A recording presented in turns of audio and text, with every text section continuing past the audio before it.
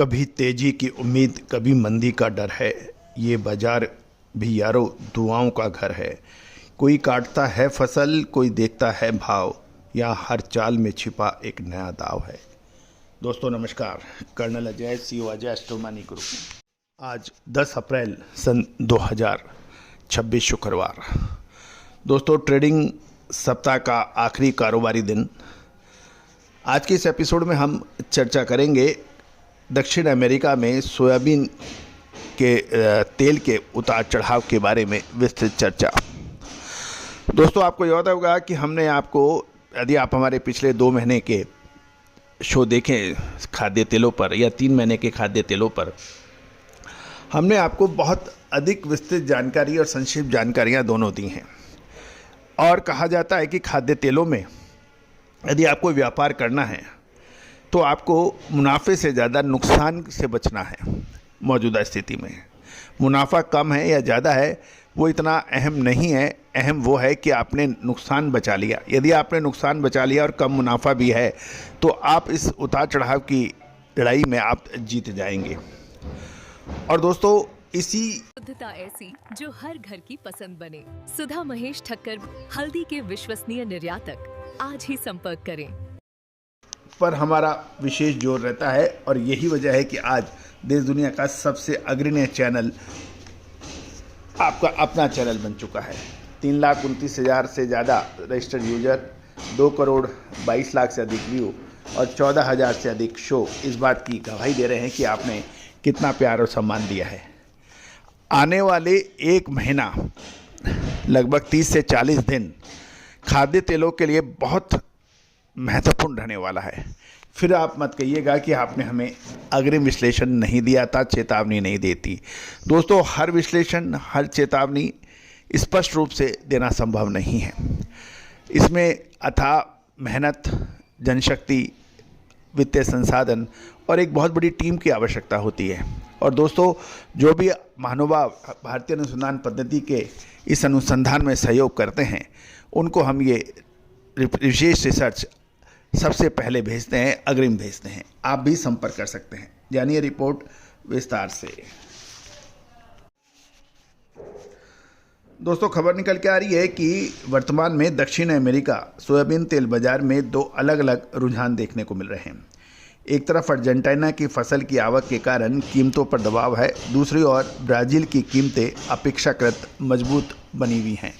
गौरतलब है कि दक्षिण अमेरिका के ये और दक्षिणी गोलार्ध के ये 2 देश, ब्राज़ील और अर्जेंटीना, इस समय सोयाबीन तेल के भावों को प्रभावित करने में अपार क्षमता रखते हैं। यदि हम अमेरिकन वायदा बाजार देखें, सीबॉट शिकागो बोर्ड ऑफ ट्रेड में मई 2026 फ्यूचर 0.28 सेंट में हल्की रिकवरी देखी गई, जो वर्तमान में 67.70 सेंट प्रति पाउंड पर है। ये वैश्विक स्तर पर कीमतों को थोड़ा सहारा या सपोर्ट देने की कोशिश कर रहा है, जिससे बड़ी गिरावट रुकी हुई है। अर्जेंटीना की बात कर रहे हैं तो अर्जेंटीना में सोयाबीन की कटाई शुरू होने वाली है, जिसके कारण सप्लाई प्रेशर साफ दिख रहा है। अप्रैल और मई के एफओबी दाम जो हैं वो $16 से $23 प्रति टन की गिरावट देखी गई है। बेसिस भी काफ़ी नीचे जा रहा है। इसका मतलब यह है कि विक्रेता खरीदारों को लुभाने के लिए भारी डिस्काउंट ऑफर कर रहे हैं अर्जेंटीना में। दूसरी ओर ब्राज़ील, जो कि विश्व का अहम सोयाबीन उत्पादक देश माना जाता है, उसकी डाटा और मार्केट संकेतों के आधार पर कुछ एक्टिविटीज़ हमने नोट की है जो हम आपसे शेयर कर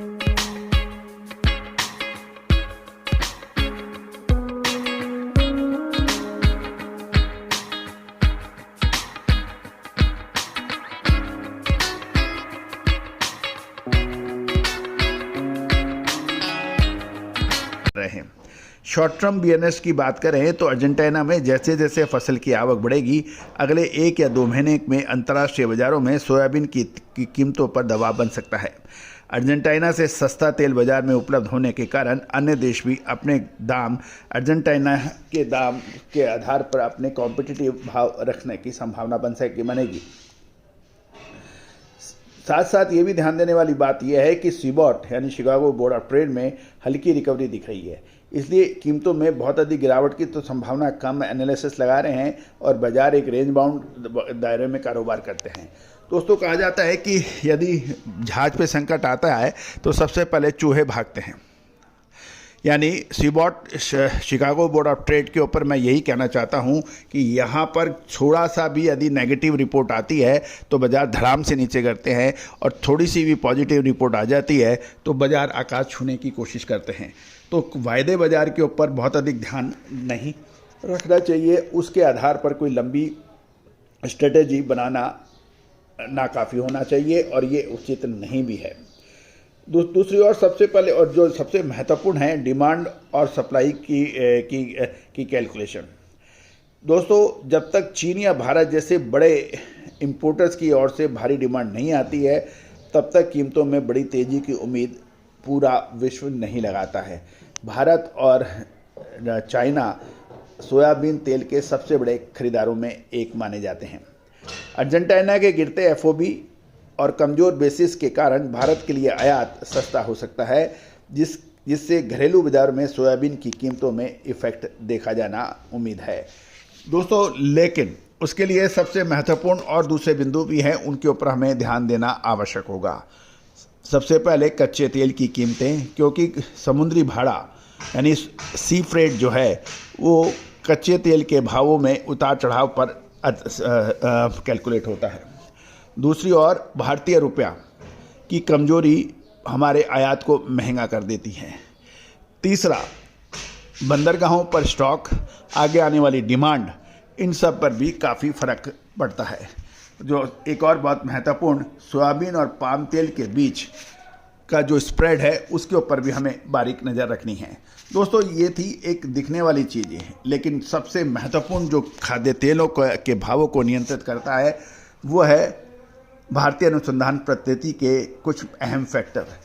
दोस्तों, आप चाहते हैं कि हम उसकी भी विस्तृत चर्चा आप तक करें तो कमेंट बॉक्स के अंदर अपनी राय दीजिएगा। साथ साथ चैनल को सब्सक्राइब कीजिएगा, और विशेष अग्रिम रिसर्च रिपोर्ट जो क्योंकि अगले 1 से 1.5 महीने में बहुत महत्वपूर्ण होगा। जो दिखता है वो होता नहीं, जो होता है वो दिखता नहीं, याद रखना दोस्तों। All the very best, good luck, happy trading. मसाले, खुशबू और प्योर झांझ, टेस्ट से भर दे हर जुबां पे स्वाद। एवरीडे मसाले, देश का स्वाद।